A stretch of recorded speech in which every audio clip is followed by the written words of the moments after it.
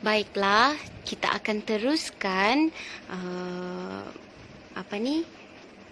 mengkaji sajak ini, di mana sajak ini bernada melankolik. Bernada melankolik ni bernada sedih, berduka cita. Okey, kita tengok dari rangkap 1 hingga rangkap 5.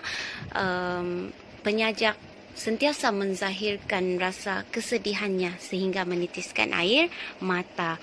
Seterusnya kita tengok bentuk sajak, di mana bentuk sajak adalah bebas, terdiri daripada 5 rangkap. Bilangan baris bagi setiap rangkap tidak sama, iaitu antara 6 hingga 7 baris serangkap. Jumlah patah katanya antara 1 hingga 6 patah kata sebaris. Jumlah suku kata bagi setiap baris antara 3 hingga 14 suku kata, dan rima akhir kamu boleh tengok rima akhir di situ, rangkap pertama, rangkap kedua, rangkap ketiga, rangkap keempat dan rangkap kelima. Baik, cikgu akan teruskan dengan gaya bahasa dan keindahan bunyi, di mana penulis telah memilih membuat pemilihan kata atau diksi. Diksi ini pemilihan kata-kata yang indah dan bersesuaian dengan nada melankolik tu, bersesuaian dengan tajuk. Okey. Kita tengok situ ayatnya, bait bicara tersentuh kalbu, ayat-ayat cinta disusun kukuh di sejadah rindu yang lusuh. Seterusnya metafora. Metafora ni pemakaian kata-kata yang menyatakan sesuatu makna atau maksud yang lain daripada makna biasa atau makna sebenar perkataan itu. Kalau kita tengok sejadah rindu, okey, nafas kehidupan, maksudnya dia gunakan sejadah tu untuk sesuatu menyatakan maksud lain. Okey. Seterusnya personifikasi, di mana pemberian sifat-sifat manusia kepada benda yang tidak bernyawa. Air mata menjadi saksi. Okey, kalau kita tengok situ, saksi situ antara sifat atau perbuatan manusia disamakan dengan air mata. Okey, seterusnya inversi. Okey, inversi. Kalau kita tengok situ pembalikan atau susunan kata dalam ayat, contohnya terkedu aku, sepatutnya aku terkedu. Moga terbuka ruang keampunan, semoga ruang keampunan terbuka.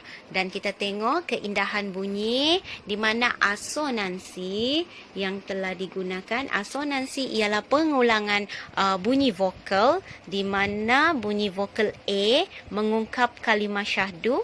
Okey.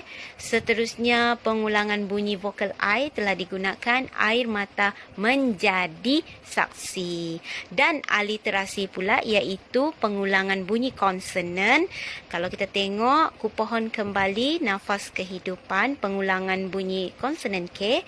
Sebelum saat aku dinisankan, perulangan bunyi konsonan S. Ingat, asonansi pengulangan bunyi vokal, aliterasi pengulangan bunyi konsonan. Dan akhir sekali kita tengok apa nilai yang boleh kita belajar. Okey, nilai yang pertama yang kita boleh belajar daripada sajak ini ialah keikhlasan.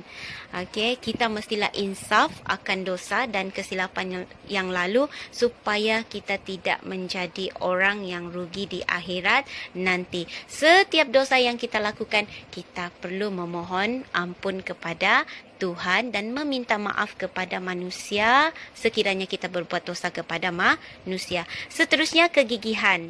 Okey.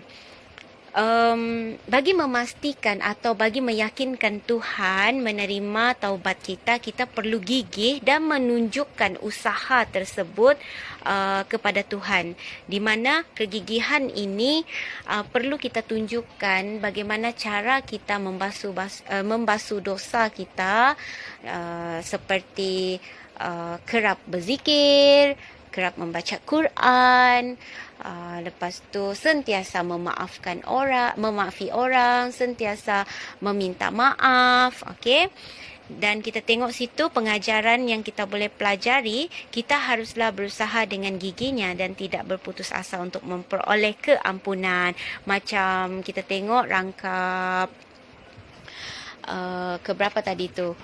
Yang keempat kalau tidak silap cikgu, di mana penyajak ini dia takut untuk memohon keampunan kepada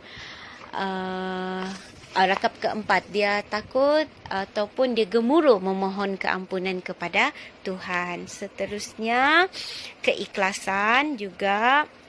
Okey, kita mestilah ikhlas. Okey, sekali lagi ikhlas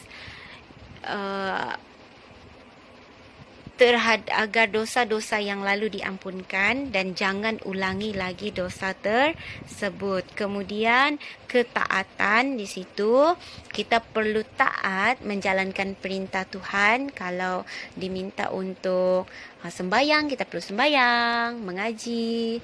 Okey, jalankan kewajipan yang telah diberikan dan juga nilai kesedaran.